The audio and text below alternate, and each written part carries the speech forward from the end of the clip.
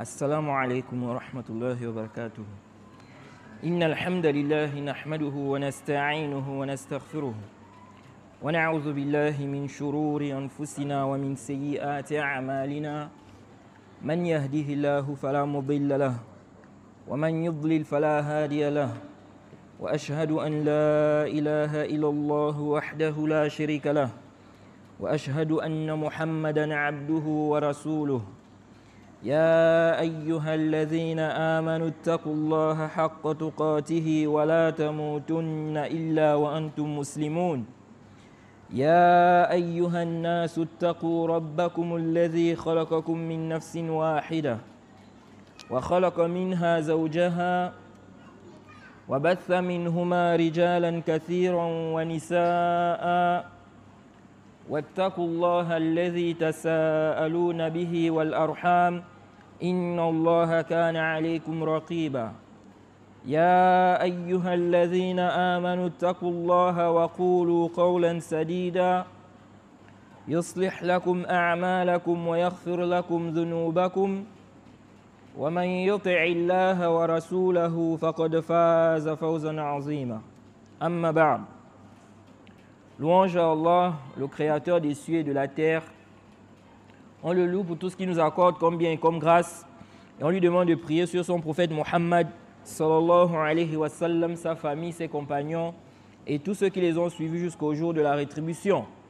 Celui qu'Allah a guidé, personne ne peut l'égarer. Celui qu'Allah a égaré, personne ne peut le guider. Nous sommes toujours dans l'explication de la sunna de l'imam al-Barbahari, l'explication du cheikh Rabi' ibn Hadi al-Madkhali, qu'Allah lui fasse miséricorde. Aounul Bari bi bayani ma tadammanahu sharh as-sunnah l'imam al-Barbahari. Donc l'aide du créateur dans la clarification de ce que renferme l'explication de la sunna de l'imam al-Barbahari.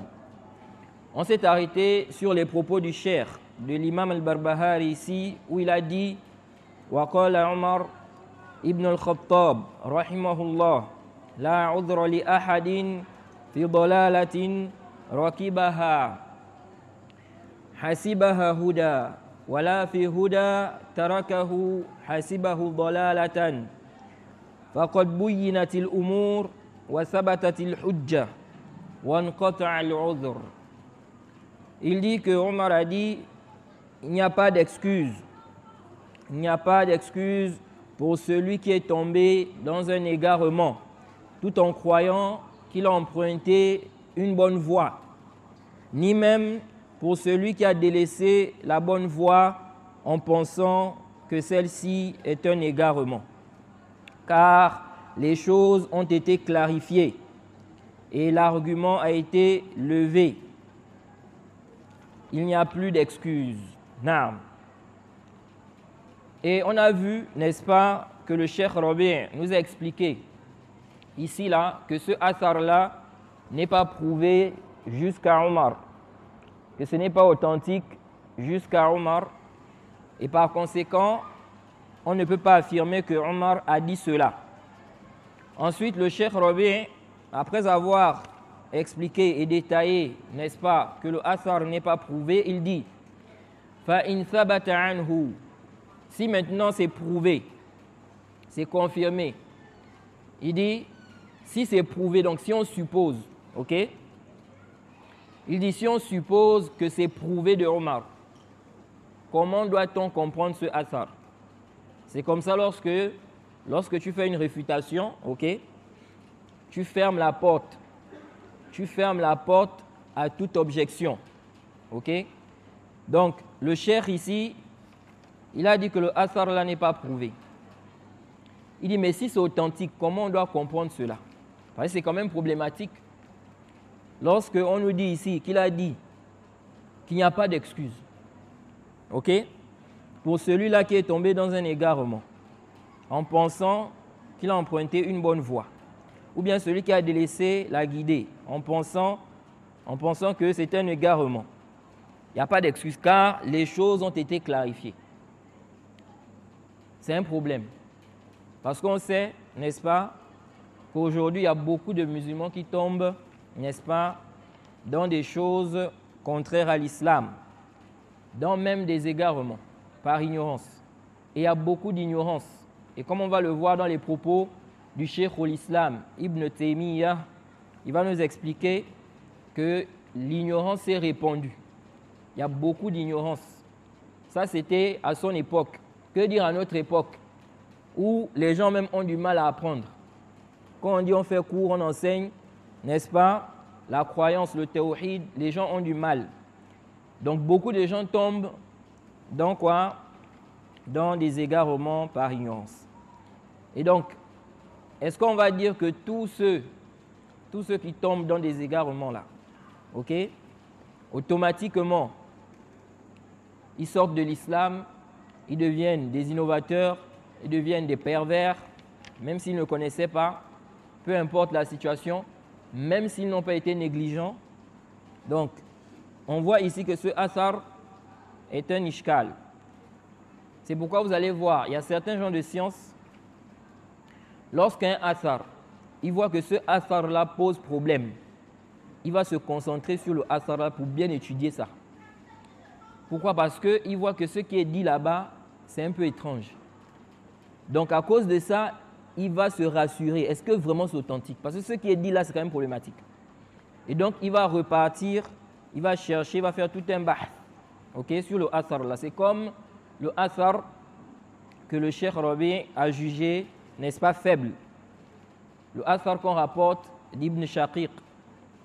On dit que les compagnons du prophète ne voyaient pas une chose dont le délaissement était de la mécréance en dehors de quoi? La prière. Le Cheikh Rabi s'est concentré sur ce athar-là pour étudier ça vraiment dans les détails. Parce qu'il a vu qu'il y a un ishkal avec ce athar-là. Car si on prétend, ou bien si on dit qu'il y a un consensus, n'est-ce pas, des compagnons, que celui qui a délaissé la prière est sorti de l'islam, c'est un problème avec les autres salafs. Les salafs qui ont contredit ça. Les grands imams, Shafi'i, Malik, qui n'ont pas eu cette position-là.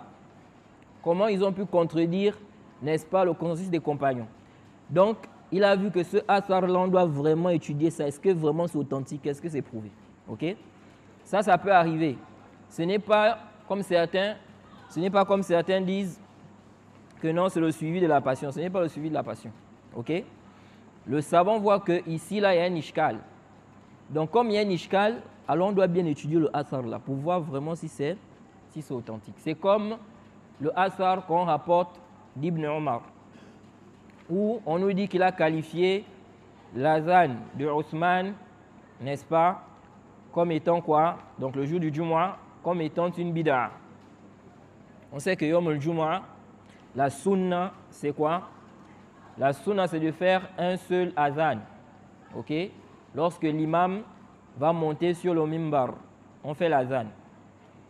Mais généralement, dans les pays, on fait quoi? On fait deux azans. On fait d'abord un azan avant que l'imam ne vienne et un autre lorsque l'imam va venir.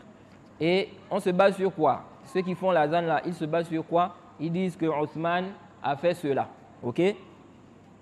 Même si nous ne sommes pas d'accord avec cela, ce qui est juste, c'est qu'on fait un seul azan. Comme c'était au temps du prophète Mohammed sallallahu alayhi wa sallam. Naam, Othman, on va dire, il avait instauré ou bien ajouté un azan, ok, le jour du vendredi. Mais c'était pour une raison. C'était pour une raison. C'est pourquoi cet azan-là, on allait faire ça à l'extérieur de la mosquée. Ok? Même c'est venu dans des athars au marché. Vous voyez? Au marché, parce qu'il y avait trop de monde. Aujourd'hui, on n'a plus besoin de ça. Aujourd'hui, il y a les montres. Aujourd'hui, n'est-ce pas, les horaires des prières sont connus. On sait qu'à la mosquée là-bas, la prière c'est à telle heure. Ok? La khutba commence à telle heure. Donc on n'a plus besoin de deux azans en réalité. Ok? Donc ici là, on fait un seul azan lorsque l'imam va monter sur le mimbar. Now, maintenant le athar, il y a un athar qu'on rapporte d'Ibn Omar, si je ne m'abuse, où il est dit qu'il a qualifié l'azan là de bid'a. Et donc le Cheikh Rabi s'est concentré sur l'étude de ce athar là. Est-ce que c'est authentique? Et, n'est-ce pas, il a jugé, lui, il a vu que le athar là est faible. Et donc, il y en a, n'est-ce pas, parmi les égarés, ils ont dit non, c'est le suivi de la passion. Donc le cheikh ici, il a déclaré ça faible par passion, quoi. Vous voyez. Ça c'est quoi? Ça, ce n'est pas connaître la méthodologie, n'est-ce pas, des savants de hadith. Les savants de hadith, ils peuvent voir un récit en apparence. Quand ils regardent le isnad, ils voient que c'est quoi? Ça n'a pas de problème. Mais quand ils lisent le contenu là, le récit en lui-même, ils voient qu'il y a un problème là-bas. Et donc ça fait quoi? Ça attire sa curiosité sur le fait maintenant de bien étudier le récit là. Est-ce que vraiment c'est authentique? Ok? Donc ça c'est connu chez les gens du hadith. Non, donc ici là, le cheikh, certainement il a vu que le athar là, ça cause problème. C'est pourquoi il dit ici, fa in thabata anhu. Si maintenant on suppose que le athar est authentique, ok? Comme on l'a dit tout à l'heure, lorsque tu fais un rad, lorsque tu fais une réfutation, il faut fermer la porte à toute objection, ok? Donc tu as donné un rad, ok? Maintenant si on t'apporte une objection en disant ceci ou cela, comment répondre à ça, ok? Donc le cheikh ici, il est en train de fermer la porte à toute objection. Donc il dit le athar est faible. Il dit mais si on suppose quelqu'un peut sortir demain après-demain, peut-être il va démontrer que non, le cheikh ici s'est trompé quand il a dit que c'est faible. Donc le cheikh dit, si on suppose que c'est authentique, fa in thabata anhu fa yuhmalu ala al-mu'rid alladhi la yuridu an ya'lama al-haqq min al-batili wal-huda min ad-dalal. Le cheikh dit ici que si on suppose que le athar est authentique, comment on doit comprendre ça? Ok, il dit, ok, on doit comprendre qu'il est question ici de celui qui se détourne, qui ne veut pas connaître la vérité du faux, la guider de l'égarement. Ok, donc il s'agit ici de celui qui fait quoi? Le i'rab. Comme des gens aujourd'hui là. On dit, on est en train d'enseigner les questions de tawhid et tout, et lui, il ne veut pas. Il ne veut pas connaître. Soit il fait l'orgueil, ou bien il prétend qu'il n'a pas le temps pour apprendre la religion. Il se détourne complètement. Ok? Il ne veut pas apprendre. Il ne veut pas faire des efforts pour apprendre. Maintenant, il tombe dans une chose, ok? Qui est un égarement, ou bien une mécréance. Est-ce qu'ici, là, on va dire que lui, il est excusé? Ok? Celui-là, il n'est pas excusé. Il n'est pas excusé. Pourquoi? Parce qu'il s'est détourné de quoi? Il s'est détourné de la vérité. Ok?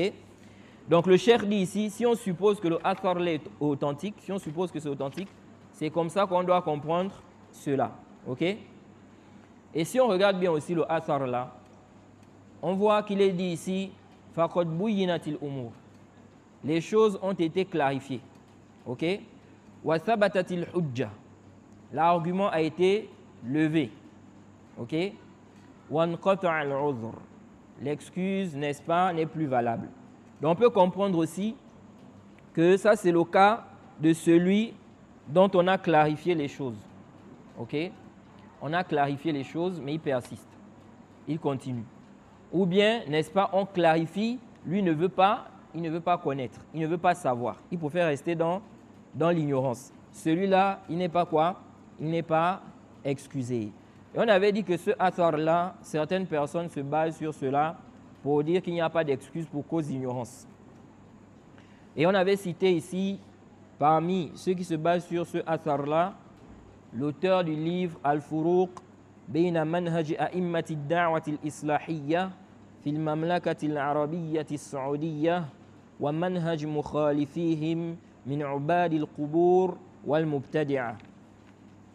Donc l'auteur du livre, la Salih ibn Muhammad, ok, Salih ibn Muhammad as-Suwayyih, il a donc écrit ce livre, les différences entre la méthodologie des imams réformateurs du royaume d'Arabie Saoudite et la méthode de ceux qui les contredisent parmi les adorateurs des tombes et les innovateurs. Déjà, quand on lit le titre là, qu'est-ce qu'on observe? Et quand on repart aussi dans ce livre, on observe que l'auteur, en fait, il a voulu démontrer qu'il n'y a pas d'excuse pour cause d'ignorance, et il a voulu démontrer que ceux-là qui contredisent cette position-là, ce sont les adorateurs des tombes et les innovateurs. C'est pourquoi ici, hein, Ici, là, c'est pourquoi ici, il a donné quoi comme titre au livre là? Il a dit ici, il dit les différences qu'il y a entre le manhaj des imams de la da'wa, ok? Les imams réformateurs de la da'wa, donc du royaume d'Arabie Saoudite, et la méthode de ceux qui les contredisent, parmi les adorateurs des tombes et les innovateurs. Vous voyez? C'est comme si ceux qui voient le Uzr bil Jahl, ce sont les adorateurs des tombes et puis les innovateurs. Vous voyez? Et ça, c'est dangereux, c'est très grave de dire une telle parole. Quand on sait que des imams, des éminents imams ont clairement mentionné l'excuse pour cause d'ignorance, que ce soit dans les questions de kufr ou dans les questions de shirk. Et donc lui, dans son livre-là, qu'est-ce qu'il nous dit?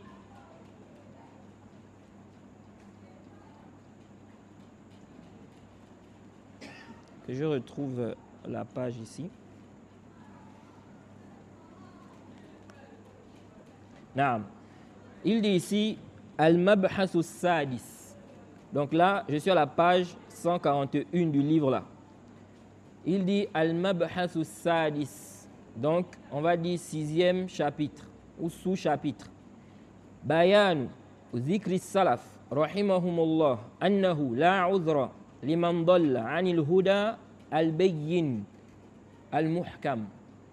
Donc, comme je l'ai dit la fois passée, l'auteur, comme il a vu que leur position là, il y a des gens qui ont apporté des objections. Ils ont dit, mais qui vous a précédé dans ça? Quand vous dites que non, quelqu'un qui tombe dans le shirk, automatiquement, il devient quoi? Mécréant. Toutes les sentences des mécréants s'appliquent sur lui. Maintenant, s'il ne savait pas, si réellement il ne savait pas, et il n'a pas été négligent, lui là, n'est-ce pas, il serait éprouvé au mal-qiyamah.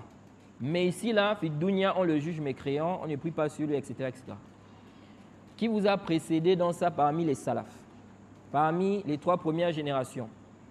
Et même, n'est-ce pas, on va dire, ceux qui sont venus juste après. Donc lui, il a essayé de démontrer qu'ils ont des salafs, que c'est une position qui est soutenue des salafs. Donc il dit ici, clarification de la mention, n'est-ce pas, des propos des salafs, qui ont dit qu'il n'y a pas d'excuse pour celui qui s'égare du droit chemin, n'est-ce pas, le chemin qui est clair. Il dit, Kaman naqada islamahu bishirki billahi. Il dit comme celui qui a annulé son islam avec le shirk ou bien le kufr. Il dit wa bayanu tatabbu'il ulama qarnan ba'da qarnin ala zalik. Et la clarification que les savants se sont succédés dans cette position-là, de siècle en siècle. Donc pour lui, les savants depuis des siècles, ils sont sur cette position-là. Il dit ensuite, wa anna hadha laysa qawlan muhdathan li a'immati ad-da'wa rahimahumullah ibtada'uhu wa lam yusbaqu ilayhi. Il dit, et clarification que cette parole-là, cette position-là, n'est-ce pas, ce n'est pas une parole innovée des savants d'Arabie Saoudite, car leur fasse miséricorde. Ok, ce n'est pas une parole, n'est-ce pas, que ces savants-là ont innové. Et donc, ils n'ont pas été précédés. Ok. Ensuite, qu'est-ce qu'il a fait? Il a maintenant commencé à citer les athars là, dont il est question. Et comme je vous avais dit la fois passée, en réalité, il n'a cité aucun athar.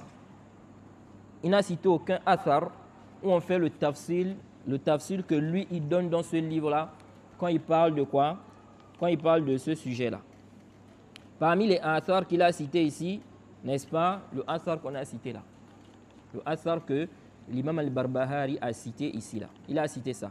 On a vu que dans ce athar-là, on ne dit pas ici que la personne, n'est-ce pas, aura les ahkam des mécréants ici-bas et puis dans l'au-delà, elle va être éprouvée. Et on ne fait pas la différence entre le kufr et le shirk, entre les ahkam aussi. Ok? C'est général ici. De même, il a cité un athar de Omar ibn Abdelaziz. Et ce qui m'a encore plus étonné même, c'est qu'il cite un athar dans le livre là, qu'il a attribué à Ibn Abbas, où on nous dit que Ibn Abbas a dit qu'il n'y a pas d'excuse, n'est-ce pas, en ce qui concerne quoi? Le halal et le haram. Ok? Halalun haramun, la yu'dhar ahadun bil jahalati bihi. Il dit que Ibn Abbas a dit le halal, donc le licite et l'illicite, il n'y a pas d'excuse d'ignorance dans ça. Alors que ceux-là même qui ne voient pas l'excuse là, ils vont faire la différence entre les ahkam et les questions de shirk. Ils disent non, dans le shirk, le tawhid, là-bas, il n'y a pas d'excuse. Mais dans le halal, le haram, oui, on peut avoir des excuses. Ok? On peut être excusé. Alors que le athar là dit le contraire. Vous voyez? Le athar là, si on prend le athar là, ça veut dire que personne n'est excusé. Ok? Que ce soit dans le halal, le haram ou bien le kufr ou le shirk. Ok? Donc, nous voyons clairement ici que cette position-là, en réalité, ils n'ont pas de salaf. Ils n'ont pas de salaf dans cette position-là.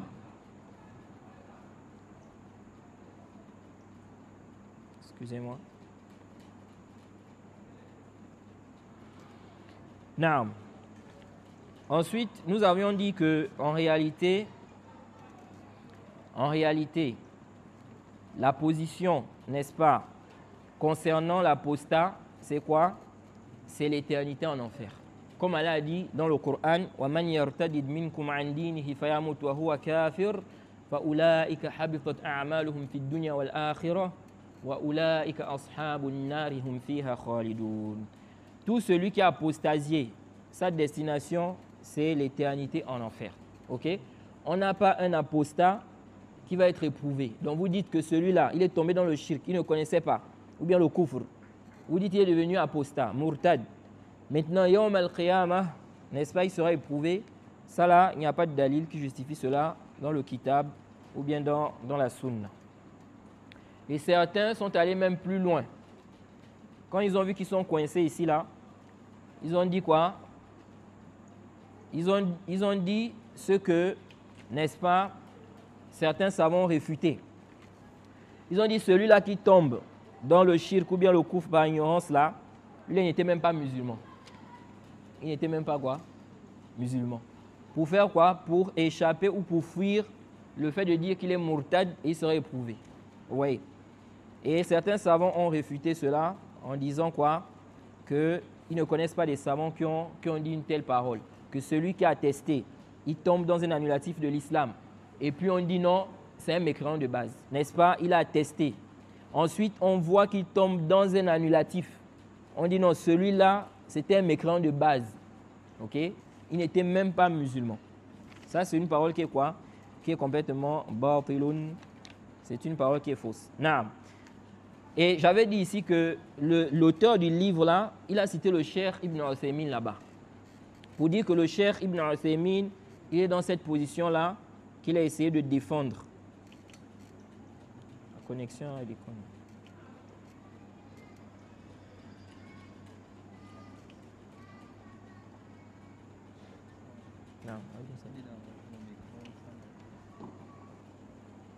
Non. Je vais ici lire quelques paroles du Cheikh Ibn Uthaymin sur ce sujet. Mais avant ça d'abord, voyons les propos du Cheikh al-Islam Ibn Taymiyyah.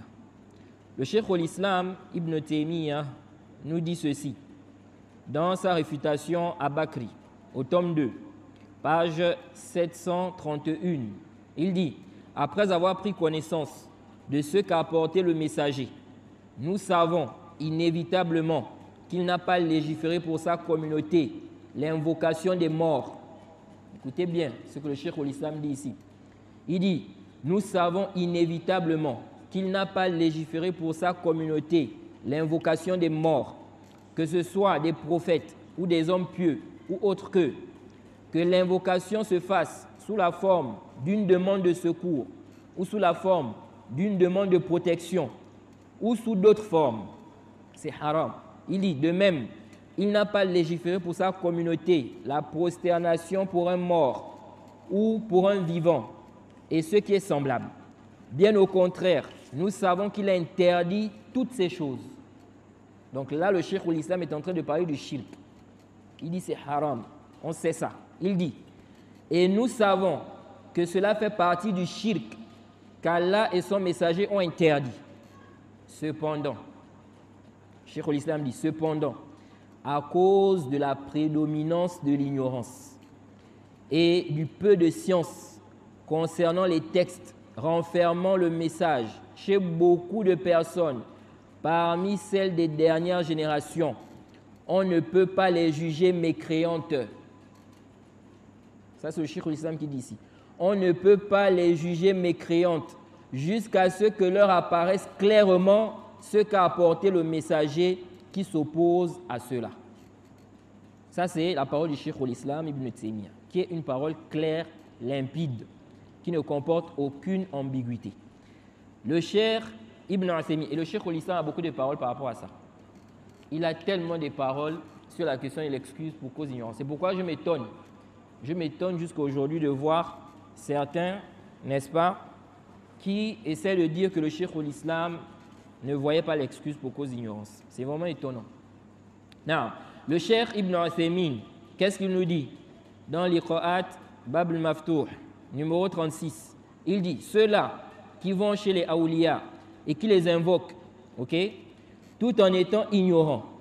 Donc ils vont invoquer des hommes pieux qui sont déjà morts. Il dit, ils n'ont pas celui qui va leur enseigner et qui va attirer leur attention sur cela. Mais ils disent qu'ils sont musulmans. Ils prient, ils font l'aumône, ils jeûnent, accomplissent le pèlerinage, ils font des efforts, accomplissent les prières de nuit. Cependant, ils n'ont aucune connaissance au sujet de ce qu'ils font. Personne n'a attiré leur attention sur cela. Personne ne les a informés. Ceux-là sont excusés. Ce n'est pas tout. Il dit, on les juge musulmans. On les juge musulmans. Ah, c'est le Cheikh Ibn Uthaymin qui dit ça. Il dit, quant à celui qui a reçu l'information que ce qu'il fait est du shirk, mais il persiste sur cela, et il dit, ceci est la religion de mes pères et de mes grands-parents, je ne peux pas délaisser cela, on juge de sa mécréance. Donc il y a des gens comme ça, on apporte des preuves, on explique. Lui continue, il dit non, j'ai trouvé mes ancêtres, mes grands-parents sur ça. Il dit, lui, là, on le juge mécréant. Okay? De même aussi, le Cheikh Ibn Uthaymin a été questionné. On lui a posé la question sur une femme qui commettait le shirk et qui est morte, sans savoir que cela est interdit. Donc une femme est morte, elle commettait le shirk, mais elle ne savait pas que c'était interdit, ce qu'elle faisait là. On a demandé au Cheikh Ibn Uthaymin, ces enfants et ceux qui veulent invoquer pour elle, peuvent-ils le faire? Donc on a amené une femme, les gens connaissent que celle-là était dans le shirk, ok? Mais ils savent aussi qu'elle était ignorante, elle ne connaissait pas. Taïb, on demande au Cheikh Ibn Uthaymin, elle est morte. Est-ce que ces enfants, les enfants de la femme là, et puis les gens qui veulent invoquer, est-ce qu'ils peuvent invoquer pour elle? Le Cheikh Ibn Uthaymin dit, c'est-à-dire qu'elle est musulmane de base. Donc c'est une musulmane à la base. Il dit, mais elle commet le shirk par ignorance. Ok?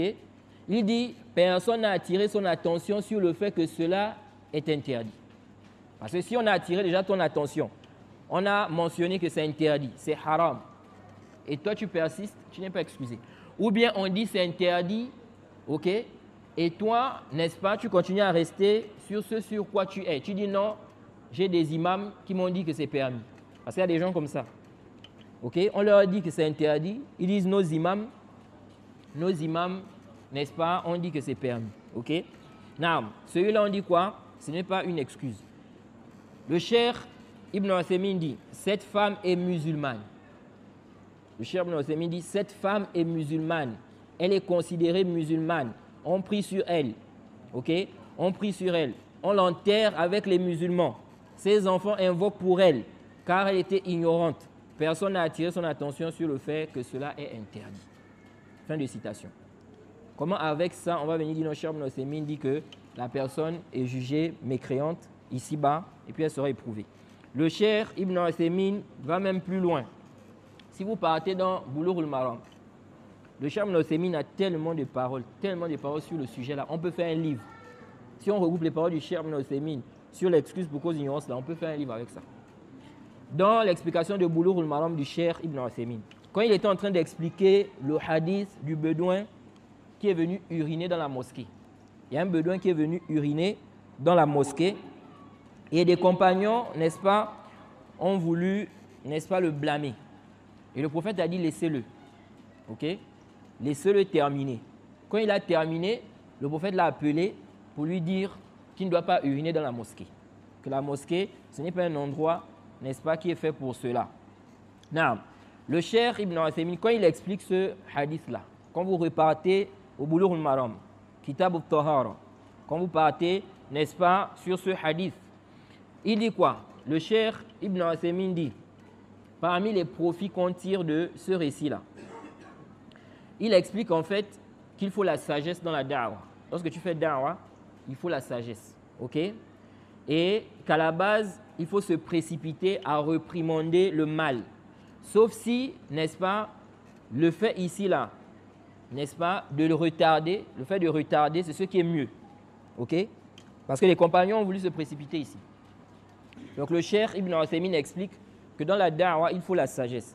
Et il explique qu'à la base, il faut se précipiter pour réprimander le munkar. Il dit sauf dans le cas où, ici, là, retarder, c'est ce qui est mieux. OK? Maintenant, il dit quoi? Il dit, sur cette base, là c'est le Cheikh Ibn Uthaymin lui-même qui apporte cet exemple-là. Il dit, sur cette base, si nous voyons un individu devant la tombe du prophète, il invoque le prophète. Ô Muhammad, ô Muhammad, ô Muhammad, accorde-moi la subsistance. Fais ceci, fais cela. Devant nous, lui crier dessus. Donc le Cheikh Ibn Uthaymin ici, il donne un exemple. Il y a un homme qui est devant la tombe du prophète. Il invoque le prophète. Il demande au prophète. OK? Donc quelqu'un qui est mort. Il demande au prophète. Le prophète est mort.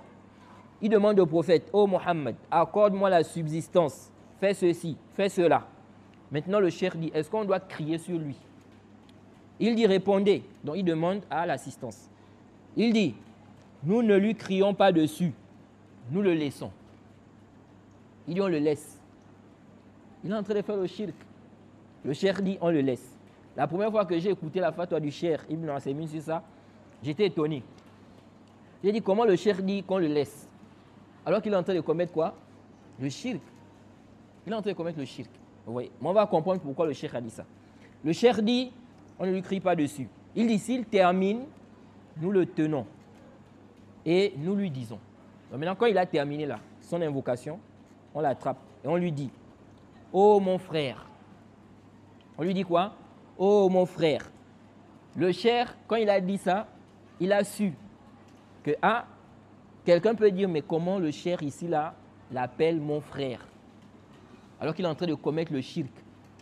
Parce que le cheikh Ibn Uthaymin fait partie des savants vraiment, on peut dire que sur la question, sur le fait d'appeler un homme musulman frère là, il est vraiment dur sur ça. Il dit non, tu n'as pas le droit d'appeler un homme musulman mon frère. Ok? Donc le cheikh Ibn Uthaymin dit ici là, sauf si par exemple c'est ton frère de sang. Il dit oui, c'est ton frère de sang. Ça, tu peux l'appeler frère ou mon frère. Non, le cheikh ici, il dit, oh mon frère. Donc comme le cheikh a su, il a compris que là, quelqu'un peut dire, mais pourquoi tu l'appelles mon frère alors qu'il commet le shirk? Le cheikh dit, oui, je dis, oh mon frère, car il n'a pas mécru. Donc pourquoi le cheikh l'a appelé mon frère? Parce qu'il est toujours musulman. Le cheikh dit, oui, je dis mon frère, car il n'a pas mécru. Il est ignorant. Il est ignorant. Il dit, sinon, je ne peux pas dire, oh mon frère, alors qu'il est associateur. Est-ce que vous voyez ça? Ça, ce sont les propos du cheikh. Il dit, nous lui disons que cela n'est pas convenable, ce qu'il a fait là. Invoquer autre qu'Allah est une erreur. Je ne dis pas d'abord que c'est du shirk. Le cheikh Ibn Uthaymin dit, il ne va pas d'abord lui dire que c'est le shirk. Il lui dit d'abord que ce qu'il a fait là n'est pas convenable. Ce n'est pas bien de faire ça. Ok? Il dit, je ne lui dis pas d'abord que c'est du shirk, jusqu'à ce qu'il soit bien apaisé. Vois-tu, est-ce que le messager peut te répondre? Ou Allah? Que va-t-il dire? C'est Allah qui peut te répondre ou bien le messager? Allah. S'il dit Allah, nous lui disons, invoque donc Allah seul. N'invoque pas le messager, c'est mieux pour toi. Fin de citation. Ok? Ça, vous trouvez ça dans l'explication de Boulough al-Maram du Cheikh Ibn Uthaymin. Au tome 1 même, vous trouvez ça là-bas. Ça, ce sont des propos du cheikh et le cheikh a beaucoup de paroles. Il dit même que ceux qui disent qu'il n'y a pas d'excuse pour cause d'ignorance ne peuvent pas apporter un dalil qui justifie cela. Ok? Maintenant, il y en a qui ont apporté, ils font un tashwish. Ils font un tashwish par rapport à la position du cheikh Ibn Uthaymin ici là. Ils disent que non, le Cheikh Ibn Uthaymin, il est revenu sur sa position là. Donc, il a changé d'avis en fait. Ça, c'est quoi? Ça, c'est faux. Le Cheikh n'a pas changé d'avis. Il n'a jamais changé d'avis en disant quoi?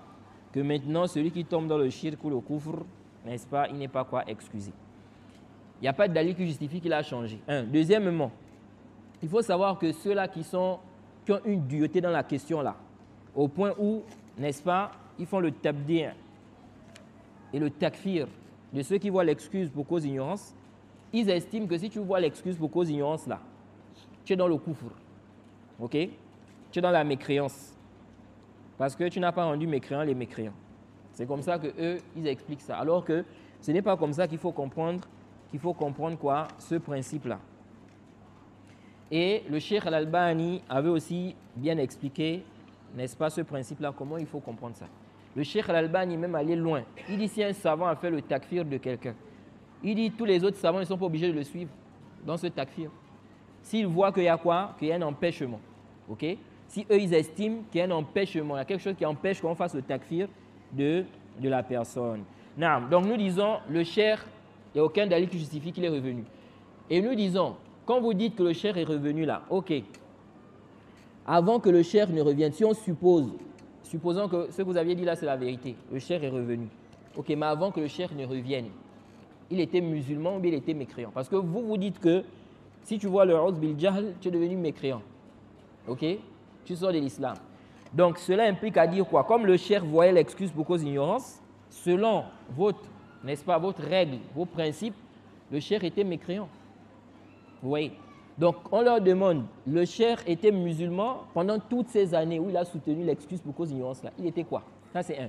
Deuxièmement, si vous dites que le cheikh est revenu, où est le tawba du cheikh?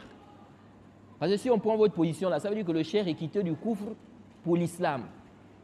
Il doit faire un tawba. Où est-ce que le cheikh Ibn Uthaymin a fait tawba? Vous dites que non, il est revenu, il a fait tawba, il était dans le kufr, tout ça là. Oui, tout ça c'est du mensonge.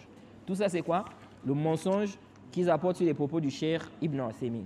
Maintenant, quand le cheikh Ibn Uthaymin voit l'excuse pour cause d'ignorance, quand le cheikh Ibn Uthaymin voit l'excuse pour cause d'ignorance, ça ne veut pas dire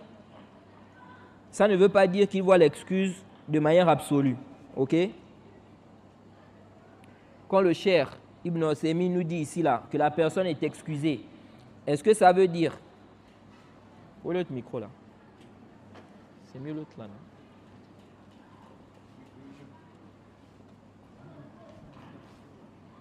Non. Tu fais rentrer, c'est plus cool même. Ah. Taïb. Quand le cheikh Ibn Uthaymin dit qu'il y a l'excuse pour cause d'ignorance, ça ne veut pas dire que le cheikh voit qu'il y a l'excuse pour cause d'ignorance de manière absolue. Non. Le cheikh dit, celui qui est négligent, il n'est pas excusé. Ok? Celui qui est négligent, il n'est pas excusé. Ou bien quelqu'un, on lui a dit que ce qu'il fait, c'est du shirk. Maintenant, il ne cherche pas. Il ne fait pas de recherches. Il reste là sur sa position. Alors qu'on lui a déjà dit que quoi? Que c'est du shirk. Le cheikh dit quoi? Le cheikh dit que la personne là n'est pas quoi? Excusée. C'est pour cela, lorsque certains viennent avec des propos du cheikh, où on a posé la question au cheikh Ibn Uthaymin, quelqu'un est venu poser la question au cheikh Ibn Uthaymin, qu'il y a quelqu'un dans notre quartier ou dans notre ville, il fait ceci parmi les formes de shirk. Et le cheikh a dit, celui-là n'est pas musulman. Ok? Il dit, il n'est pas musulman. Le considérer musulman même, c'est de l'ignorance. Est-ce que ça veut dire que le cheikh ne voit pas l'excuse pour cause d'ignorance? Non. Ok? Ça veut simplement dire que ce cas précis-là, le cheikh a vu qu'il n'est pas excusé. Ok? Ce cas précis, il a vu qu'il n'est pas quoi? Excusé. Ça ne veut pas dire que le cheikh ne voit pas l'excuse pour cause d'ignorance. C'est comme nous. Nous, lorsque nous disons qu'il y a l'excuse pour cause d'ignorance, ça ne veut pas dire que tout celui qui va tomber dans le shirk ou le kufr, on doit l'excuser. Non? Ok? Si on voit que celui-là, n'est-ce pas, il est dans une posture qui montre qu'il est négligent, on ne va pas ici, on ne va pas l'excuser. Et si on ne l'excuse pas, ça ne veut pas dire qu'on a changé de position. Mais ça ne veut pas dire qu'on ne voit plus l'excuse pour cause d'ignorance. C'est juste que le cas précis là, on voit que cette personne n'est pas quoi? N'est pas excusée. Non. Et l'excuse pour cause d'ignorance, c'est ce qui est confirmé par les textes du Kitab wa Sunna. Parmi les preuves, n'est-ce pas, qui montrent que la personne est excusée si elle est ignorante, le hadith, n'est-ce pas, de celui qui avait demandé à ses enfants de le brûler. Ok? Dans le Sahih, un homme a demandé à ses enfants de le brûler. Il a douté de la puissance d'Allah. Et Allah lui a pardonné, malgré qu'il est tombé dans une mécréance. C'est pourquoi le cheikh l'Islam, Ibn Taymiyyah, il a mentionné ce récit-là. Et il mentionnait beaucoup ce récit-là quand il parlait de la question, de l'excuse pour cause d'ignorance. Il dit qu'il citait souvent le récit-là, pour montrer que quelqu'un peut tomber dans le gouffre et il est excusé, il ne sort pas de l'islam. Il dit, il a été prouvé dans les deux recueils authentiques, dans le Sahih Bukhari et le Sahih Muslim, au sujet de celui qui a dit à sa famille, si je meurs, écrasez-moi, puis éparpillez-moi dans la mer, par Allah. Donc, il a demandé à ses enfants, s'il meurt, de le brûler. Pourquoi? Parce qu'il a estimé, n'est-ce pas, qu'il a commis beaucoup de péchés. Ok? Et donc, s'il meurt là, il va être châtié. Donc, il a voulu échapper au châtiment. Donc, il a pensé que si on le brûle, il devient cendre, éparpillé, une partie à la mer, une partie là-bas, qu'Allah ne pourra pas le ressusciter comme ça. Ok? Et ça, c'est quoi? C'est de la mécréance. Ok? Car, n'est-ce pas, Allah est capable de le ressusciter, même s'il est quoi? En cendre. Donc, le cheikh l'Islam dit, il a dit, si je meurs, écrasez-moi puis éparpillez-moi dans la mer, par Allah. Si Allah a capacité sur moi, s'il peut, alors il va me châtier d'un châtiment qu'il n'a infligé à aucune personne au monde. Ok? Donc, si Allah peut me ressusciter, il va me châtier d'un châtiment qu'il n'a infligé à aucune personne sur terre. Donc, il a douté. Il dit ici, Allah a ordonné à la terre de rassembler ceux qui étaient en son sein, donc son corps écrasé, de même que la mer. Il lui a dit, qu'est-ce qui t'a poussé à agir de la sorte? Pourquoi tu as fait ça? Il a répondu, j'ai eu peur de toi, ô Seigneur. Je l'ai fait par crainte. Et Allah lui a pardonné. Vous voyez, le cheikh l'Islam dit, cet homme a cru que s'il agit comme il a agi, Allah ne pourra pas ramener son corps à son état de base et le ressusciter. Ou il a vu que cela était possible et l'a permis. Donc, il n'a pas vu ici que forcément, il va être quoi? Ressuscité. Il y a une possibilité, comme il n'y a pas une possibilité. Okay? Donc, il a douté. Il a douté. Il dit, et tout cela est de la mécréance. Donc, il était sûr qu'Allah ne va pas le ressusciter, ou bien il a douté, donc il a douté ici, donc il est douté ou pas, tout ceci c'est de la mécréance. Il dit, cependant, il était ignorant. La vérité ne lui était pas clairement apparue.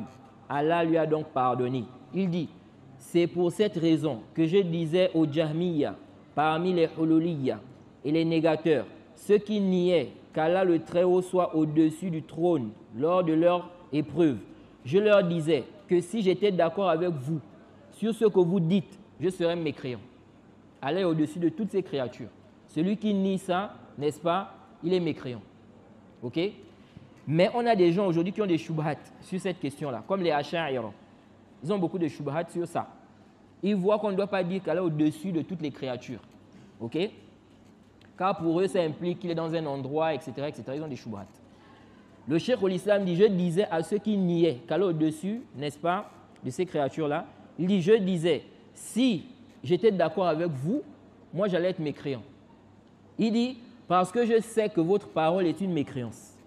Mais vous n'êtes pas mécréant pour moi, car vous êtes ignorant. Vous voyez? Le cheikh l'Islam dit, car vous êtes ignorant. Alors que ça, là, c'était connu chez les salafs. Des savants ont même mentionné un consensus, n'est-ce pas, sur la mécréance de celui qui nie qu'Allah au-dessus de ces créatures. Il dit ici, car vous êtes ignorant. Ensuite, le cheikh l'Islam dit, et je m'adressais là à leurs savants. Il dit, je m'adressais là à leurs savants, juges et chouyours, ainsi qu'à leurs dirigeants. Fin de citation. Ça, c'est dans Al-Istighatha, à la page 253. Donc là, il ne s'adressait même pas aux awam, aux communs des musulmans, ou bien aux gens de la masse. On va dire, ce sont des gens de la masse, ils sont ignorants. Là, il parlait à leurs savants, leurs chouyours. Vous voyez? Mais pourquoi il n'a pas fait leur takfir? À cause de quoi? Des ambiguïtés. Ok? Et il a cité juste avant le récit de celui qui a demandé à ses enfants de le brûler. Ok? Ça, c'est parmi les preuves qui montrent clairement que quelqu'un peut tomber dans, n'est-ce pas, la mécréance, il ne sort pas de l'islam. Ok? Et parmi les preuves aussi, dans le Coran, on a, n'est-ce pas, le verset 138 de la sourate 7. Lorsque, n'est-ce pas, les enfants d'Israël ont demandé à Moussa, ils ont dit à Moussa, Ij'al lana ilahan kama lahum alihatun. Ok? Moussa alayhi salam. Les enfants d'Israël ont demandé à Moussa, ils ont dit, n'est-ce pas, fais-nous une divinité. Érige-nous une divinité comme eux, ils ont quoi? Une divinité. Ok? Donc pour l'adorer. Qu'est-ce que le prophète Moussa alayhi salam a dit? Il a dit, Innakum qawmun tajhaloun. Il a dit, vous êtes des ignorants. Il n'a pas dit, vous avez mécru. Il faut faire tauba. Il a dit, vous êtes des ignorants. Ensuite, il leur a expliqué que ce que les autres sont en train de faire là, l'adoration qu'ils sont en train de faire là, elle est caduque, elle est fausse. Ok? Wa batilun ma kanu ya'malun. Il a expliqué que ce qu'ils font là est quoi? Est caduque. Alors que le prophète Moussa alayhi salam, dans le verset 54 de la sourate 2, ceux qui ont adoré le veau là-bas, il n'a pas dit, vous êtes ignorants. Là-bas, il a fait leur takfir. Ok? Là-bas, il a fait leur takfir. Vous voyez? C'est pourquoi il leur a dit, Fatoubu, repentez-vous auprès de votre Seigneur. Ok? Alors que ceux-là, n'est-ce pas, il ne leur a pas dit de se repentir. Il a simplement dit, vous êtes ignorants. Ensuite, il leur a expliqué que ce que les autres font là, c'est le shirk, c'est faux, c'est batil, c'est caduc. Ok? Donc, quelle est la différence? La différence, n'est-ce pas, c'est que ceux-là, dans le verset 138, n'est-ce pas, de la sourate 7, ils étaient quoi? Ils étaient ignorants, ils ne savaient pas. Ok? C'est pourquoi il n'a pas fait leur takfir. Alors que les autres là-bas, ils étaient au courant. C'est pourquoi le Cheikh Saadi et Tabari ont expliqué cela ainsi. Que là-bas, ils étaient au courant, c'est pour cela qu'il leur a demandé de faire tauba. Donc, il a fait leur takfir. Jaid.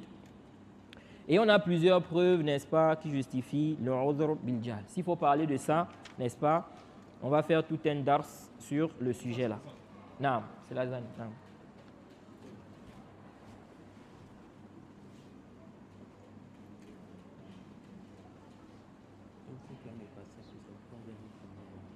Ah, ça passe là.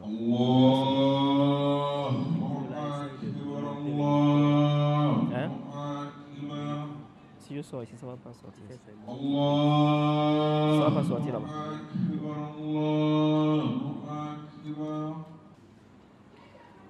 Naam, donc, le cheikh ici, là, le cheikh Robin, il revient, il dit ici, donc si c'est prouvé que Omar a dit ça, si on suppose que Omar a dit ça, il dit on doit comprendre ça dans le sens où la personne ne veut pas la vérité. Elle s'est détournée, elle ne veut pas connaître, elle veut rester dans l'ignorance. Celui-là n'est pas excusé, ok? Comme des gens aujourd'hui, vous allez voir des gens aujourd'hui, n'est-ce pas? Il y a des cours, des prédicateurs font des efforts pour transmettre la religion, pour expliquer le tawhid. Et puis eux, ils n'assistent pas au cours, ils ne viennent pas au cours. Mais ils sont dans des shirkiyat, ok? Mais par ignorance, ok? Ils ne savent pas. Ceux-là ne sont pas excusés parce qu'ils ne veulent pas apprendre, ok? Celui-là qui ne veut pas apprendre, il n'est pas excusé. Mais celui qui fait des efforts, ok? Il apprend, mais il est ignoré. Il est tombé dans un annulatif de l'islam par ignorance, ok? Et c'est une chose qu'on peut ignorer. Ici, là, on dit quoi? Il est excusé. Ou bien quelqu'un est dans un milieu, n'est-ce pas, où les gens, n'est-ce pas, expliquent que ceux qui sont en train de faire comme shirk là, ce n'est pas interdit. Ok? Ce sont des gens qui sont devant, ils enseignent et ils trompent les gens. Ok? Lui, il pense que ce sont des gens qui ont la science. Ce sont des imams. Et puis, il les suit dans ça. Et il n'a pas eu de clarification. Des gens qui sont venus dire que, attention, ça c'est le shirk, c'est interdit. Ok? Des gens comme ça, on dit, ils sont quoi? Ils sont excusés. Naam. Ensuite, le Cheikh Rabi a dit وَأَمَّا مَنْ يُرِيدُ الْحَقِّ وَيُحِبُّهُ فَيَقَعُ فِي الضَّلَالِ فَإِنْ كَانَ مِنَ الْمُجْتَهِدِينَ وَبَذَلَ أَقْصَى جُهْدِهِ لِوُصُولِ إِلَى الْحَقِّ فَلَمْ يَهْتَدِ إِلَيْهِ فَهَذَا يَصْدُقُ عَلَيْهِ قول رسول الله صلى الله عليه وسلم إذا حكم الحاكم فاجتهد ثم أصاب فله أجران وإذا حكم فاجتهد ثم أخطأ فله أجر. Le cheikh dit, quant à celui qui veut la vérité il veut la vérité, il aime la vérité. Il dit, mais il est tombé dans l'égarement. S'il fait partie, n'est-ce pas, des savants qui ont le droit de faire des efforts de réflexion pour extraire, n'est-ce pas, des jugements, des sentences. Ok, donc c'est un mujtahid. Et qu'il a fait, n'est-ce pas, il a déployé ses efforts, tout ce qu'il pouvait pour arriver à la vérité. Mais il n'a pas été guidé. Ok? Il dit celui-là, n'est-ce pas, s'applique sur lui la parole du messager lorsqu'il a dit, si le juge donne un jugement, il fait des efforts, ok? Et il a vu juste, il a 2 récompenses. Et s'il se trompe, il a une récompense. Il dit, وَهَذَا الْأَجْرُ لِلْوَاحِدِ لِلْمُجْتَهِدِ الْمُخْطِي وَهُوَ مُقَابِلُ اجْتِهَادِهِ وَيَعْذُرُهُ اللَّهُ فِي خَطَئِهِ. Il dit, ça c'est la récompense d'un mujtahid qui s'est trompé par rapport à son effort. Il n'est pas récompensé ici à cause de l'erreur. On ne te récompense pas parce que tu t'es trompé. Mais il est récompensé à cause des efforts qu'il a fournis pour arriver à la vérité. Donc, il a fait des efforts pour arriver à la vérité, mais il n'a pas quoi? Il n'est pas tombé sur la vérité. Ok? Donc Allah, ici, là, va le récompenser pour ses efforts. Il va lui pardonner son erreur. Il dit ici, Allah va l'excuser. Il dit, وَقَدْ عَلَّمَ اللَّهُ عِبَادَهُ أن يدعوه فيقولوا ربنا لا تؤاخذنا إن نسينا أو أخطأنا. Il dit, Allah a enseigné à ses serviteurs, n'est-ce pas, de l'invoquer en disant ceci. Seigneur, ne nous punis pas. Seigneur, ne nous punis pas s'il nous arrive d'oublier ou de commettre une erreur, de se tromper. Ok? Celui-là qui tombe dans le shirk ou le kufr, là, en réalité, n'est-ce pas, il est en erreur. Il n'y a pas de doute. Qu'il est quoi? Il est en erreur. Il dit ici qu'Allah a dit quoi? Qu'on invoque en lui demandant ceci. Ok? Ô Seigneur, ne nous punis pas si nous arrive, n'est-ce pas, d'oublier ou de commettre une erreur. Il dit وَقَالَ كَمَا فِي الصَّحِيحِ فِي الْحَدِيثِ الصَّحِيحِ قَدْ فَعَلْتُ. Il dit comme il a dit, n'est-ce pas, Allah a dit dans le Sahih, dans le hadith qui est rapporté par l'imam Muslim, Allah a dit, je l'ai fait. Ok? Donc, dans le verset, on dit quoi? Seigneur, ne nous punis pas s'il nous arrive d'oublier ou de commettre une erreur. Le prophète dit qu'Allah a dit. Donc, dans le Sahih, le prophète dit qu'Allah a dit, je l'ai fait. Donc, c'est-à-dire, il ne va pas nous punir s'il nous arrive d'oublier ou bien de commettre quoi? Une erreur. Il dit ici, wa in kana jahilan, ok? S'il est ignorant, celui qui est tombé dans l'égarement, il dit, wa huwa yuhibbul haqq wa yuriduhu. Mais il aime la vérité. C'est quelqu'un qui aime la vérité. Il y a des gens comme ça. Il y a des gens, ils n'aiment pas le haqq. Ils n'aiment pas la vérité. Lui, il aime ce qui va, ce qui est en conformité avec sa passion. Mais quand ça contredit sa passion, lui ne veut pas. Ok? Et il y a des gens, ils aiment la vérité. Que ça soit conforme à leur passion ou pas. Si on apporte la vérité, il accepte. Si c'est la vérité, il a vu la vérité, les preuves, il suit. Le cheikh dit donc, s'il est ignorant, mais il aime la vérité, il veut la vérité. Lakin, walakin, lam yajid man yadulluhu ala al-haq. Mais il n'a pas trouvé quelqu'un qui l'a indiqué, qui l'a orienté vers la vérité. Il dit, walam yahtadi ilayhi bi nafsihi. Lui-même aussi, il n'a pas été guidé vers la vérité. Donc de lui-même. Il n'y a pas quelqu'un qui est venu qui lui a montré. Lui-même aussi, il n'a pas, n'est-ce pas, il n'a pas pu être guidé. Donc de lui-même. Il dit, ka hadith al-ahd bil islam, comme le nouveau converti, celui qui vient d'entrer dans l'islam. Ok? Ou man yansha fi badiyatin ba'ida an ahli al-ilm. Ou bien celui-là qui a vécu ou qui vit dans un milieu éloigné des gens de science. Ok? Il dit, fahadha ya'dhuruhu Allah li jahlihi. Il dit, celui-là sera excusé. Allah va, n'est-ce pas, l'excuser à cause de son ignorance. Il dit, kama qarrara dhalika al-ulama, comme les savants l'ont clarifié. Wallahu yaqul, il dit, Allah a dit, wa man yushaqiqu ar-rasula min ba'di ma tabayyana lahu al-huda wa yattabi' ghayra sabili al-mu'minin nuwallihi ma tawalla wa nuslihi jahannam wa sa'at masira. Le cheikh dit ici, comme Allah a dit, et quiconque fait scission d'avec le messager d'Allah, et, n'est-ce pas, après que la guidée lui est clairement apparue, et qui suit un chemin autre que celui des croyants, nous allons donc le laisser comme il s'est détourné, et nous allons le faire entrer en enfer, et quelle mauvaise destination.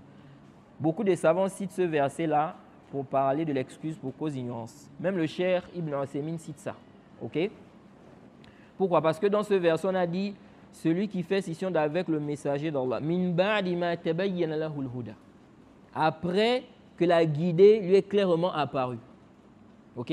Donc ce n'est pas avant, mais après. On a dit quoi ici? Que celui-là, il sera quoi? Il va aller en enfer. Ok?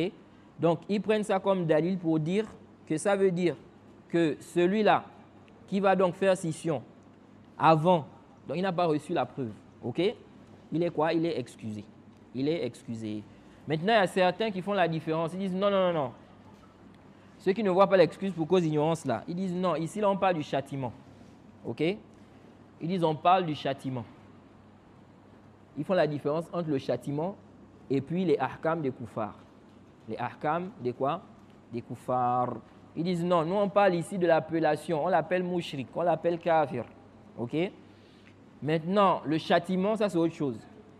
Or, je ne sais pas s'ils font semblant ou bien réellement ils ignorent cela, que plusieurs savants tels que le Cheikh al-Islam, le Cheikh Ibn Uthaymin, ils ne font pas de différence. Ils ne font pas de différence entre le châtiment et l'appellation. Donc si on a la preuve qui ne sera pas châtié, c'est la preuve que tu ne dois pas donner cette appellation qui implique ce châtiment-là. Ok? Sauf si tu as un dalil. Sauf si tu as un dalil, n'est-ce pas, qui justifie quoi? Qui justifie qu'ici, là, on peut donner l'appellation, n'est-ce pas, mais ne pas donner quoi? L'implication, qui est donc le châtiment.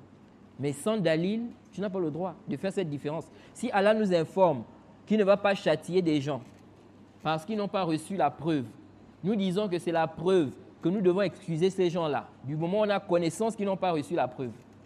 Si Allah lui-même informe qu'il excuse des gens qui ne connaissaient pas, qui n'ont pas été négligents, ici, là, nous devons également les excuser.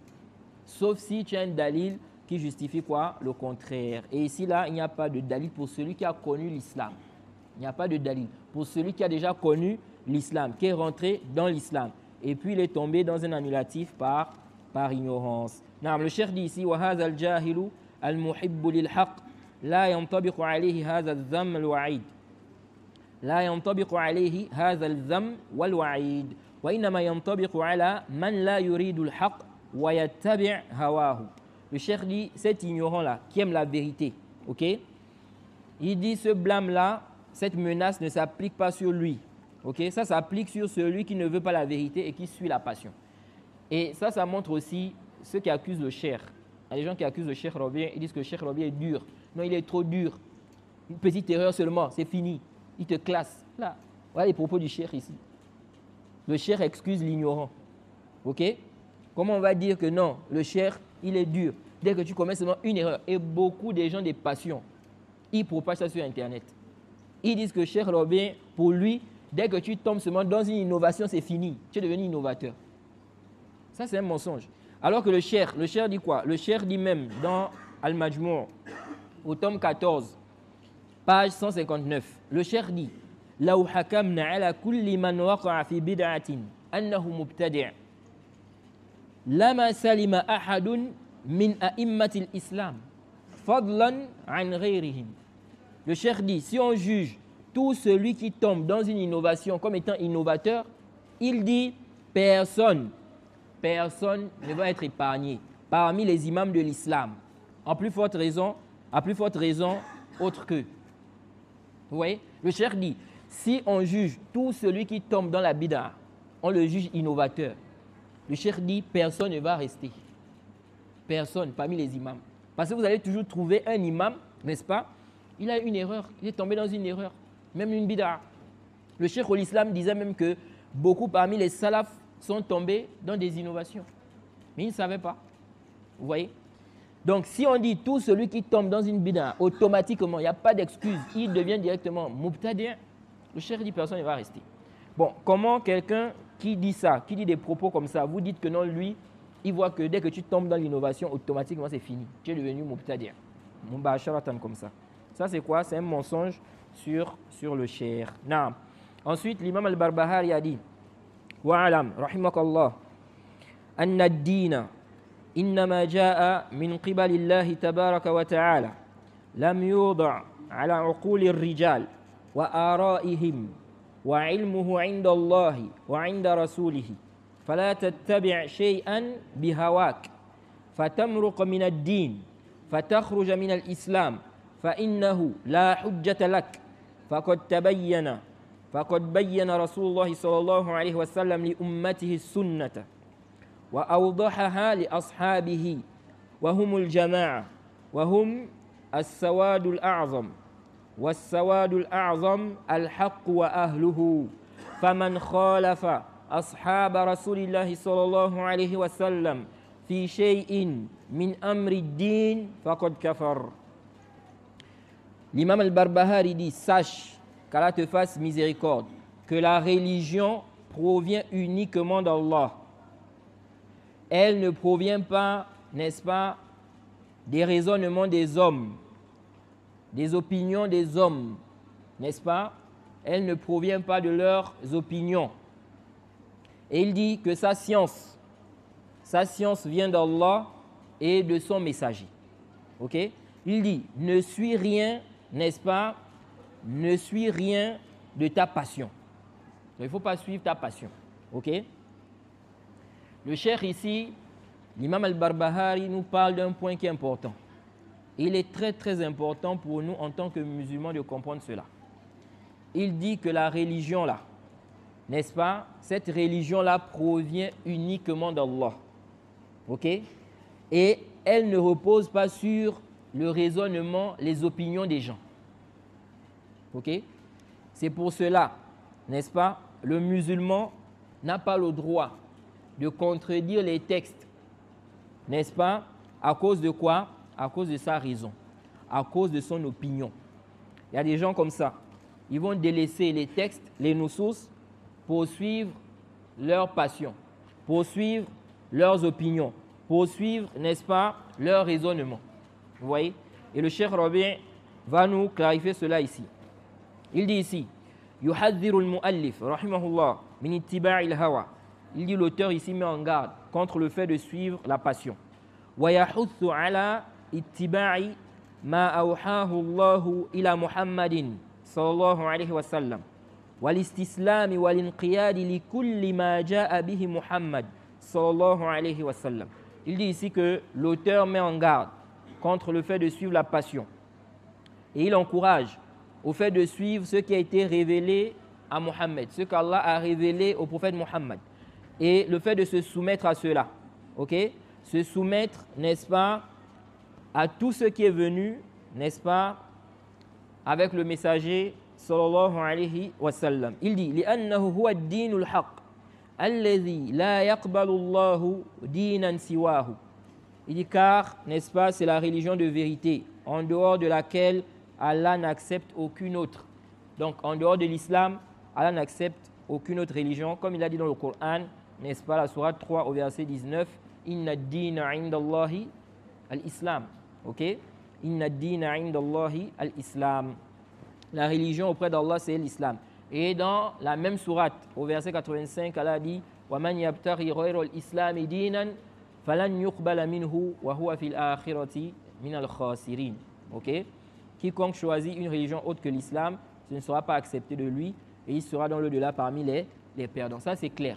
De même, le prophète Mohammed sallallahu alayhi wa sallam, dans le Sahih Muslim, le hadith d'Abi Huraira, il a dit clairement, وَالَّذِي نَفْسُ مُحَمَّدٍ بِيَدِهِ لَا يَسْمَعُ بِي أَحَدٌ مِنْ هَذِهِ الْأُمَّةِ يَهُودِيٌّ وَلَا نَصْرَانِيٌّ ثُمَّ يَمُوتُ وَلَمْ يُؤْمِنْ بِالَّذِي أُرْسِلْتُ بِهِ إِلَّا كَانَ مِنْ أَصْحَابِ النَّارِ. Le prophète a dit, il n'y a pas, n'est-ce pas, il n'y a personne dans cette communauté, qu'elle soit juive ou chrétienne, qui entend parler de moi et qui refuse de croire au message avec lequel j'ai été envoyé sans qu'elle ne fasse partie des gens de l'enfer. Ça, il n'y a pas de débat. Donc ceux qui se réclament de l'islam là, qui pensent ou qui disent que non, les chrétiens vont aller au paradis là. Ok? Ça c'est quoi? C'est faux. Ça contredit le kitab wa sunna. Et c'est même une mécréance. Ok? C'est une mécréance car c'est nier tous ces textes là où Allah nous montre clairement qu'il n'accepte que l'islam comme religion. Ok? Naam. Ensuite le cheikh ici a dit, il dit ici que Allah a légiféré, n'est-ce pas, cette religion. Lorsqu'Allah a légiféré cette religion, il n'a pas légiféré cela pour qu'elle soit conforme aux passions des gens. Ok? la religion, on n'a pas légiféré ça pour que ça soit conforme à ta passion. Vous voyez, c'est pourquoi Allah a dit dans, n'est-ce pas, le verset 71 de la sourate 23, وَلَوْ تَبَعَ الْحَقُّ أَهْوَاءَهُمْ لَفَسَدَتِ السَّمَاوَاتُ وَالْأَرْضُ وَمَنْ فِيهِنَّ. Ok? Allah a dit, si la vérité était conforme à leur passion, ok, ce qui est dans les cieux et sur la terre, ce serait corrompu. Alhamdulillah, que la vérité n'est pas toujours conforme à nos passions. Sinon, ça devait être quoi? Ça devait être vraiment la catastrophe. Non. Donc le cheikh ici, ensuite il a cité un verset, n'est-ce pas? Un verset, donc le verset 26 jusqu'au verset 27 de la sourate 4, où Allah nous montre ici, n'est-ce pas? Il dit qu'il vous a montré les voies des hommes avant vous, ok? Et il veut accueillir vos repentirs, ou bien il veut accueillir votre repentir. Et Allah est omniscient et sage, ok? Allah veut accueillir votre repentir. Et ceux-là qui suivent les passions veulent que vous puissiez vous incliner grandement vers l'erreur ou vers l'égarement. Ok? Ceux qui suivent les passions. Il dit ici, وَالدِّينَ فِيهِ أُمُورٌ غَيْبِيَّةٌ لَا تُدْرِكُهَا الْعُقُولُ. Il dit maintenant dans la religion là, il y a des choses qui rentrent dans le domaine de l'invisible. Ok? Que les raisons ne cernent pas. La raison ne cerne pas ça. Il dit fayajibul imanu biha wa taslimu biha. Il dit wa in lam tudrikha al-uqul. Il dit ici, il est obligatoire, ok, d'y croire, de s'y soumettre, même si, n'est-ce pas, la raison ne cerne pas cela, ok. Et ça, c'est vraiment un sujet très très important, comme je l'ai dit ici là au départ. Dans l'islam, nous avons des choses, n'est-ce pas, dont nous connaissons les raisons.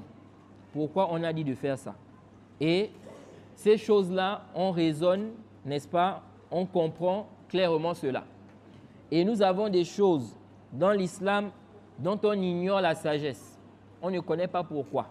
Ok? Comme par exemple, la prière de Zuhr, 4 rak'at. Pourquoi 4 rak'at? Pourquoi pas 3? Pourquoi pas 2? Pourquoi pas 5? Pourquoi 4?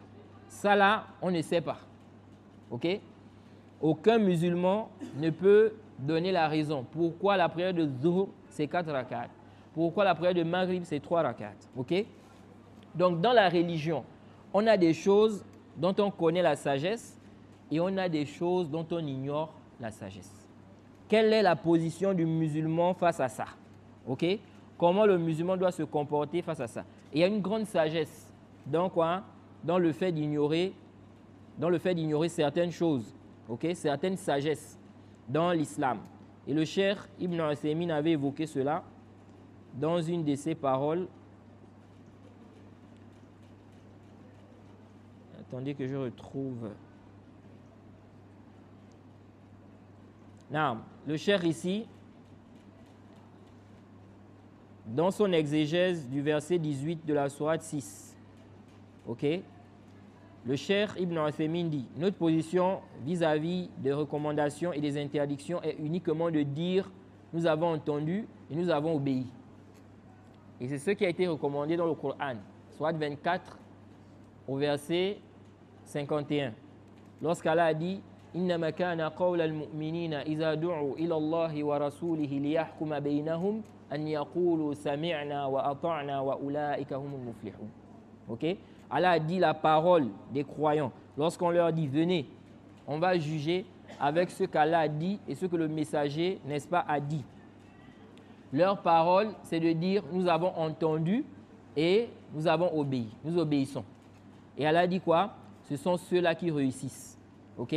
Ça, c'est la base. Le croyant, si Allah a décrété, Allah a décidé, la première chose, c'est de suivre. Du moment où c'est authentique, c'est prouvé. On est sûr, on est convaincu que c'est authentique. La première chose, c'est de suivre ça. Ce n'est pas de ne pas suivre jusqu'à ce que tu saches la sagesse. Donc, si tu ne connais pas la sagesse, tu ne suis pas. Non. La base, c'est de suivre. Si tu connais la sagesse, alhamdoulilah. Si tu ne connais pas aussi, n'est-ce pas, ça ne t'empêche pas de suivre. C'est pourquoi Allah a dit dans le verset 36 de la sourate 33, il a dit quoi? وَمَا كَانَ لِمُؤْمِنٍ وَلَا مُؤْمِنَةٍ إِذَا قَضَى اللَّهُ وَرَسُولُهُ أَمْرًا أَنْ يَكُونَ لَهُمُ الْخِيَرَةُ مِنْ أَمْرِهِمْ. Ok? Il ne convient pas, ok? Il ne convient pas aux croyants ou bien à une croyante, lorsqu'Allah et son messager ont décidé d'une chose, d'avoir encore le choix dans cela. Ok? Tu n'as plus le droit d'avoir le choix. Et on va voir que le prophète nous a éduqués dans ce qui s'était passé, n'est-ce pas, au Sulh Hudaybiyah, le traité de paix que le prophète avait fait avec les associateurs. Ok? Dans ce traité de paix-là, vraiment, on a beaucoup de profits qu'on tire de cette histoire-là. Et parmi les profits, cette question-là, qui est importante pour les musulmans, la question de la soumission, le fait de se soumettre, n'est-ce pas, à ce qu'Allah a dit, ce que le messager a dit, même si tu ignores la sagesse. Car si Allah a dit de faire cela, c'est que le bien se trouve dans cela. Ok? Si on t'interdit aussi, il faut savoir que ce n'est pas bien. Il faut délaisser. Ok? Naam, ça, on va voir ça mercredi prochain. Bi'iznillahi ta'ala. 15 stylos là, s'il vous plaît. S'il y a une question ou quelques questions avant la prière.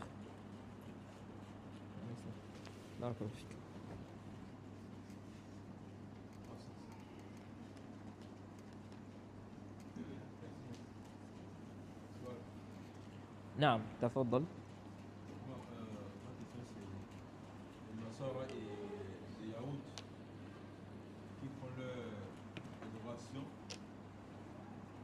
Et s'ils ont des excuses auprès d'Allah, si clairement on ne peut pas expliquer les tests, comment on va amener. Naam. Naam, est-ce que un juif ou bien un chrétien, est-ce qu'il peut être excusé si, n'est-ce pas, il n'a pas reçu l'explication? Je crois qu'on avait déjà évoqué cette question ici, je crois que c'est mercredi passé. Quand on dit que celui-là qui n'est pas dans l'islam, qui meurt, n'est-ce pas, et il n'est pas sur l'islam, il va en enfer, éternellement en enfer.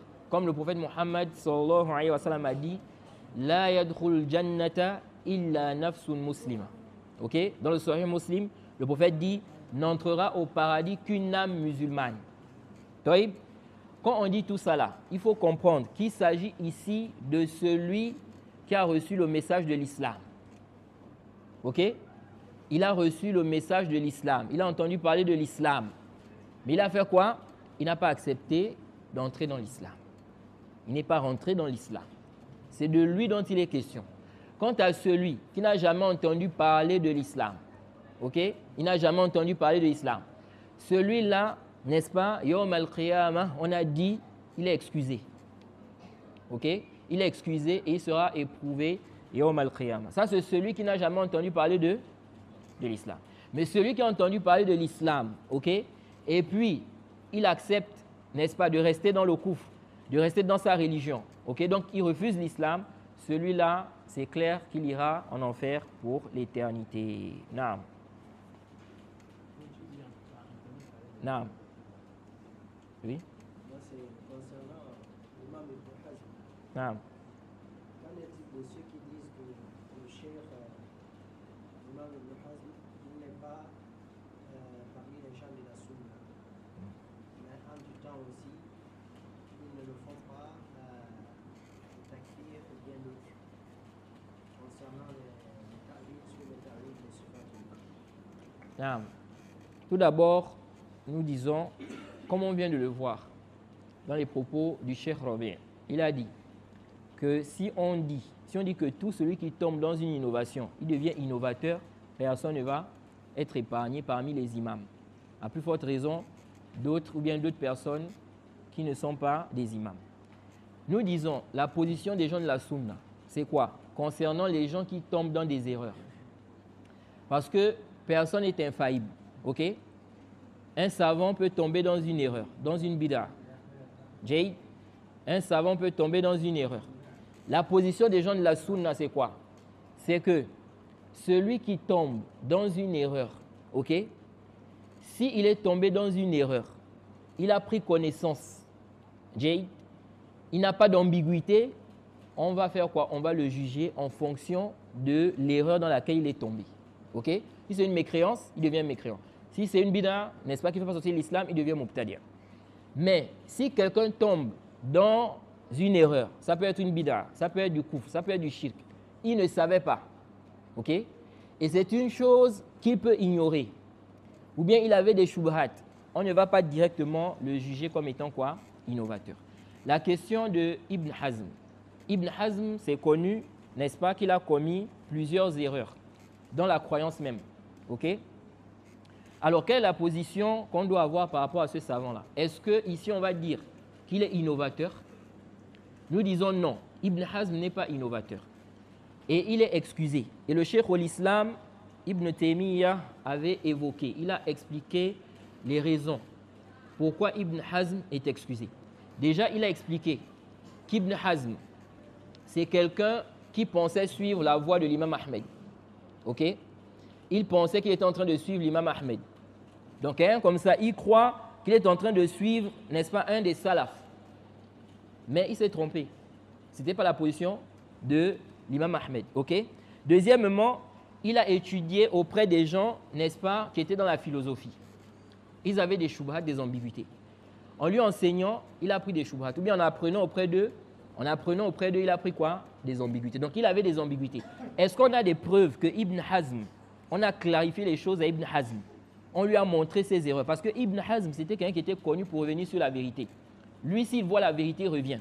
Au point où, une fois, il a débattu avec quelqu'un. Il a débattu. Il a eu le dessus sur lui. Et quand il est reparti chez lui, il allait faire des recherches sur la question, sur le sujet. Il s'est rendu compte que l'autre là-bas a raison. C'est lui qui avait tort. Pourtant, lors du débat, lui, il a eu le dessus. Vous voyez? L'autre n'a pas pu bien défendre sa position. Pourtant, la vérité ici était du côté de ce dernier-là. Qu'est-ce qu'il a fait? Il a cherché cet homme-là. Il a cherché pour lui dire que tu avais raison. Vous voyez? Combien de gens aujourd'hui ont ce courage-là? Vous allez voir quelqu'un, il a débattu. Il a eu le dessus. Mais après, il se rend compte qu'il était en erreur. Il ne revient pas. Au fond de lui, il sait qu'il était en erreur. Mais il ne va pas revenir pour venir dire aux gens que c'est vrai que lors du débat, j'avais eu le dessus sur l'autre. Mais en réalité, il avait raison. Vous voyez? Parce que avoir le dessus sur quelqu'un, ça ne veut pas forcément dire lors d'un débat que tu as forcément raison. Ok? Celui qui est en face de toi, il se peut qu'il est incapable de défendre sa position ou bien il ne sait pas s'exprimer, etc. Il y a plusieurs choses qui rentrent en compte. Donc ici, là, Ibn Hazm, c'était quelqu'un qui était connu pour aimer la vérité. Il était connu pour suivre, n'est-ce pas, les pieux prédécesseurs. Ok? Mais il s'est trompé ici dans les questions des Asma wa Sifat et dans d'autres questions aussi. Il pensait être sur la vérité. Nous disons qu'il est excusé, comme a dit l'imam Zahabi. D'ailleurs, l'imam Zahabi, quand il a parlé de lui, il a parlé de ses erreurs. Mais il a dit quoi? Il a dit, je ne le déclare pas égaré. Je ne fais pas son takfir. Quand il dit, je ne le déclare pas égaré, ça veut dire quoi? Hein? Ça veut dire qu'il est sunnite. Quand il dit, je ne le déclare pas égaré, ça veut dire qu'il le considère comme un homme de la sunna. Ok? Sinon, l'innovateur, on ne va pas dire que quoi? Qu'il n'est pas quoi? Il n'est pas égaré. Non. Donc ici, là, ceux qui attaquent Ibn Hazm là, ok? Nous disons que c'est une erreur. Ok? De même, il y en a qui se basent sur la parole d'Ibn Abdul Hadi. Ils disent que Ibn Abdul Hadi a dit que Ibn Hazm, c'était un Jahmi. Et subhanallah, c'est étonnant. Ibn Abdul Hadi, qui a dit cette parole-là, dans le même livre où il dit ça là, il dit que Ibn Hazm, c'est un alim, c'est un mujtahid. Dans le même livre. Donc, qu'est-ce qu'il veut dire par là? Quand il dit qu'il est Jahmi. D'abord, nous ne connaissons pas un savant avant Ibn Abdul Hadi qui a qualifié Ibn Hazm comme ça de Jahmi. Mutlaqan comme ça. Ok? On ne connaît pas un savant qui a dit ça avant lui. Ça, c'est un. Deuxièmement, nous disons que c'est une erreur de sa part. Ok? Parce que ce n'est pas tout le monde qui tombe dans la bid'a de Jahmiya qui devient automatiquement Jahmi. Ok? Ensuite, Ibn Abdul Hadi, il a dit ça par rapport à la question des Asma wa Sifat. Ok? Parce qu'il y en a aussi qui ont pris ça pour dire qu'on ne prend pas les paroles d'Ibn Hazm même dans les questions de la foi. Ça, ce n'est pas vrai. Ok? Nous disons ici, quand il a dit les Jahmi, c'est dans les questions des Asma wa Sifat. C'était par rapport aux Asma wa Sifat. Ok? C'est pourquoi il avait dit ça. Ensuite, nous disons, aucun savant n'a dit ça avant lui. On ne connaît pas un savant qui a jugé Ibn Hazm comme ça. Ok? Et troisièmement, nous disons que Ibn Hazm est excusé Ce n'est pas tout celui qui tombe, n'est-ce pas, dans une bid'a, même si c'est une bid'a des Jahmiya, qui devient automatiquement Jahmi. Et on a vu ici le hadith, n'est-ce pas, le hadith dans le Sahih al-Bukhari de celui-là qui a demandé à ses enfants de le brûler. Il a été pardonné parce qu'il ne connaissait pas. Ok? Et on a un savant, un parmi les salafs, qui s'appelle Shurayh al-Qadi, qui faisait partie des salafs. Il a nié un attribut d'Allah, qui est quoi? L'étonnement. Et le Cheikh al-Islam dit que c'est un imam par consensus des gens de la Sunna. C'est un imam. Il est considéré comme imam alors qu'il a nié un attribut. Pourquoi il est imam alors qu'il a nié un attribut? Ok, il a expliqué, n'est-ce pas? En fait, il a eu quoi? Il a eu une ambiguïté ici, sur ce sujet-là. Ok? Donc ici, nous disons ceux qui disent, n'est-ce pas, que Ibn Hazm, c'est un égaré, c'est une erreur. De même, n'est-ce pas ce que vous aviez dit? Ils disent quoi? Qu'il est quoi? Que eux, ils ne font pas le takfir. Voilà. Ils ne font pas son takfir, mais ils font son tabdir. Bon, il n'a pas précisé réellement s'il a fait le takfir. Il a dit seulement que ce n'est pas quelqu'un de la Sunna. Ça veut dire quoi? Quand tu dis c'est pas quelqu'un de la Sunna, ça veut dire quoi? C'est un innovateur? Hein? Il a affilié au Jahmiya. Oui, mais quand il dit... Ibn Abdel Hadi. Ibn Abdel... Sheikh al-Albani. Quand il dit ça, il veut dire quoi? Il veut dire que c'est un sunni ou pas? Parce que moi, je m'étonne. Certaines personnes vont dire, ils vont dire Ibn Hazm, c'est un Jahmi. On ne dit pas que c'est un Salafi, c'est un homme de la Sunna. Mais tu les vois, ils le citent en référence. Quand il parle des Ijma'at, il cite Ibn Hazm a dit. Dans des masail de fiqh, on cite parce que le Mubtadi' à la base, on ne doit pas prendre la science de lui. On ne doit pas faire de lui une référence. C'est pourquoi le Cheikh al-Islam a expliqué que parmi les châtiments, parmi les punitions, quand quelqu'un est Mubtadi', ça fait partie des punitions, on ne prend pas la science de lui. On ne le prend pas comme une référence. Vous voyez? On ne va pas le mettre en avant. Oui, un tel a dit dans tel livre. Donc, c'est paradoxal. Si vous dites que ce n'est pas un homme de la Sunna, c'est un innovateur, vous devez plus le prendre en référence. Ne le citez plus ses paroles, vous ne devez même pas prendre ça en compte. Vous voyez? Maintenant, il faut aussi savoir qu'il y a certains savants, ok? Comme par exemple le Cheikh al-Albani.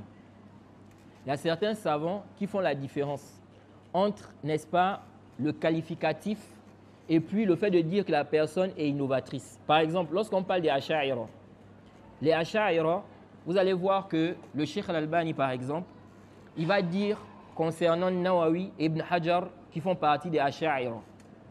Ok?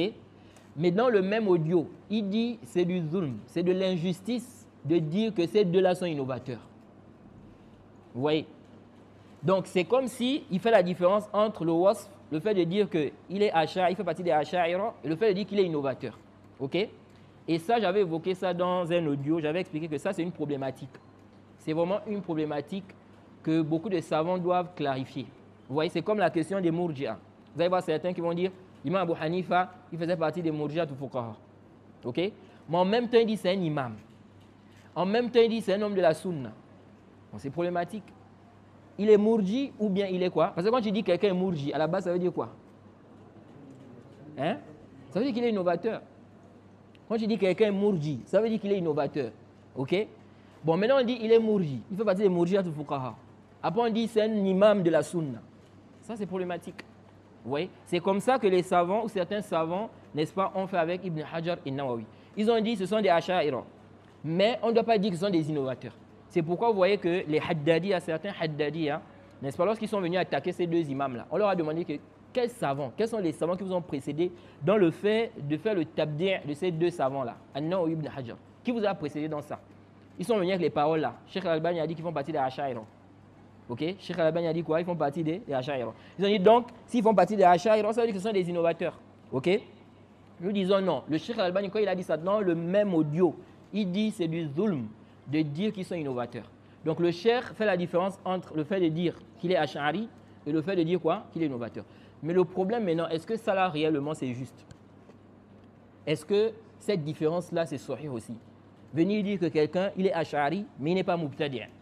Parce que quand on repart aussi vers les propos des salafs, est-ce qu'on a vu cette différence-là? On qualifie quelqu'un, on dit il est Murji, mais on dit que c'est un sunnite. C'est un homme de la sunna. On dit que quelqu'un il est Ash'ari, mais on dit que c'est un homme de la sunna. Vous voyez? Ça, c'est vraiment une problématique qu'il faut régler. C'est pourquoi j'avais expliqué que ce qui nous permet de régler le problème là, C'est la règle que le Cheikh Rabi a citée ici. Ok? Ce n'est pas tout celui qui tombe dans une innovation qui devient quoi? Innovateur. Ce n'est pas tout celui qui tombe dans une mécréance qui devient quoi? Mécréant. Ok? C'est cas par cas. Donc on regarde, si on voit que le savant là, il a des excuses, ok? Comme par exemple, il ne savait pas. On n'a pas clarifié les choses aux savants. On n'a pas de preuve que Ibn Hajar al-Nawawi, on leur a clarifié les choses. On a enlevé les shubhat, les ambiguïtés, et puis ils ont persisté dans leur voie. Ok? Donc, des savants comme ça, si on a des preuves qu'ils ont des excuses, ici on ne va pas les faire sortir de la sunna. On dit simplement qu'ils se sont trompés. Non. C'est la prière. Celui-là, celui qui a parlé de ça, est-ce qu'il y a une position à adapter Adopté par rapport à lui. par rapport à cette Ce qu'il faut faire, c'est lui donner conseil, lui expliquer, n'est-ce pas, comme on a expliqué là, afin qu'il puisse, n'est-ce pas, revenir sur la vérité. Parce que ce que lui a dit là, ce n'est pas correct. Ok? Ce n'est pas juste. Non. Donc on s'arrête ici, on demande qu'elle nous facilite. Wa subhanakallahumma bihamdik wa ashhadu an la ilaha illa anta astaghfiruka wa atubu ilayk.